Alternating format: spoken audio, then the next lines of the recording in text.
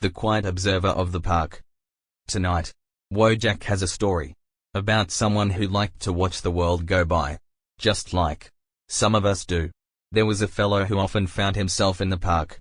He wasn't particularly remarkable to look at, just an average sort of person, you might say. He didn't run with the energetic dogs, or laugh loudly with groups of friends, or even feed the pigeons with great enthusiasm. He mostly sat on a bench, sometimes near the old oak tree with the peeling bark, sometimes by the pond where the ducks glided silently. He would just sit and observe. He watched the children chasing each other across the green lawn, their joyful shrieks echoing in the air. He saw couples strolling hand in hand, sharing quiet smiles. He noticed the busy squirrels burying their treasures and the birds flitting from branch to branch, singing their little melodies. He didn't always feel the urge to join in. It wasn't that he was unhappy, not exactly. More like content to be on the periphery, a quiet observer of the vibrant life unfolding around him. The sun would move across the sky, casting long shadows that slowly shortened and then stretched out again. The air would change, sometimes carrying the scent of freshly cut grass, sometimes the sweet fragrance of blooming flowers, and he would simply be there, watching it all. People might walk past him and not really notice him. He blended into the background, like a quiet shadow. And that was all right with him.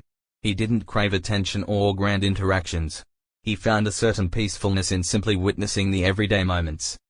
He wasn't lonely, not in the way one might think. It was more like he carried a quiet understanding of the world within himself. The park, with all its activity, was like a gentle movie playing out before his eyes, and he was a comfortable, silent audience member. One afternoon, a little girl came to sit on the bench near him. She had bright, curious eyes and was clutching a well-loved teddy bear. She didn't say anything at first, just swung her little legs and looked around. The observer on the bench glanced at her, then back at the ducks on the pond. He didn't try to engage her, assuming she would soon be off to play. But she stayed. After a few minutes, she sighed a small, dramatic sigh. He subtly turned his head. The little girl was now looking at a wilting flower in a nearby patch. "It looks a bit sad." The observer looked at the flower. It was indeed drooping, its petals losing their color. He hadn't really noticed it before. He thought for a moment. He wasn't usually one for offering grand solutions or pronouncements. But the little girl's quiet sadness seemed to resonate with something within him. He reached into his bag and pulled out a small bottle of water he had brought with him. He carefully poured a little water onto the base of the wilting flower. The little girl watched him, her eyes wide. "Thank you." He simply nodded, a small, almost imperceptible movement. He didn't say, "It will be all right," or offer any words of false cheer. He just offered a little water to a thirsty flower. They sat in silence for a while longer, watching the flower. Slowly, almost imperceptibly, it seemed to lift its head a tiny bit. The little girl eventually got up to leave, her teddy bear tucked securely under her arm. She paused for a moment in front of the observer. "My name is Lily." He looked at her. He didn't offer his own name. He wasn't used to that sort of exchange. But he gave her a slight, almost shy, nod. Lily smiled, a small, sweet smile, and then ran off to join her mother, who was waiting by the swings. The observer watched her go. He then looked back at the flower.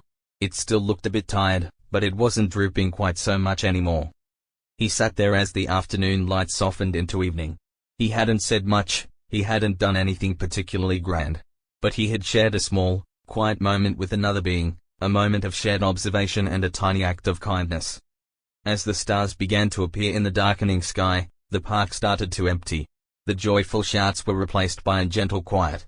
The observer on the bench stood up, a sense of peacefulness settling over him.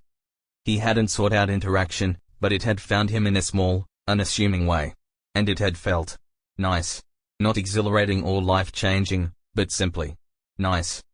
The quiet observer of the park went home that evening, the image of the little girl and the slightly revived flower lingering in his thoughts. He hadn't changed the world, but he had perhaps made a small corner of it a little bit better, just by being present and offering a tiny bit of care. Sometimes, the most meaningful things are the quietest ones.